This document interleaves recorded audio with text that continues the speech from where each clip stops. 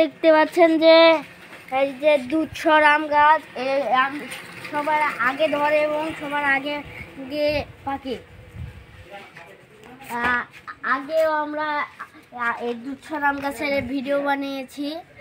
এই যে দেখুন,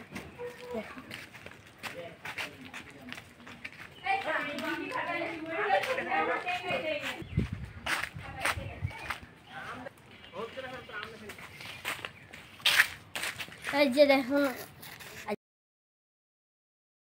এই যে দেখুন দুধসর আম।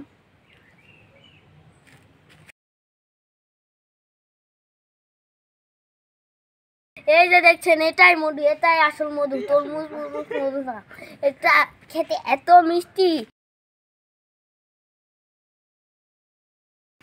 এত মিষ্টি মিষ্টি আমি খাবো না।